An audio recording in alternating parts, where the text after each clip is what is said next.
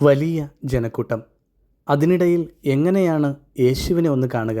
സക്കേവൂസ് സങ്കടത്തിലായി. പൊക്കക്കുറവ് കാരണം ആൾക്കൂട്ടത്തിൽ എങ്ങനെ യേശുവിനെ കാണും? പൊക്കക്കുറവിനെ കുറ്റപ്പെടുത്താതെ ഉള്ളിലെ ആഗ്രഹത്തിന് വേണ്ടി അവൻ മരത്തിലേക്ക് കയറി.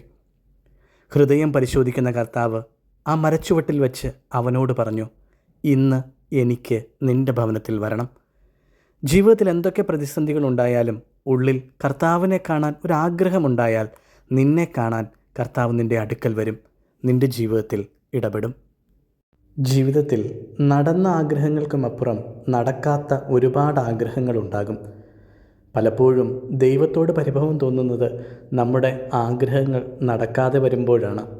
ദൈവം എന്നെ കേൾക്കുന്നില്ലേ, ഞാൻ എന്തിനാ ഇനിയും പ്രാർത്ഥിക്കുന്നത് എന്ന് ചിന്തിക്കുമ്പോൾ ഓർക്കേണ്ട ഒരു വചനമുണ്ട്. ദൈവം ഇന്ന് നിന്നോട് പറയാൻ ആഗ്രഹിക്കുന്ന വചനം, നിന്നെക്കുറിച്ചുള്ള പദ്ധതി എൻ്റെ മനസ്സിലുണ്ട്.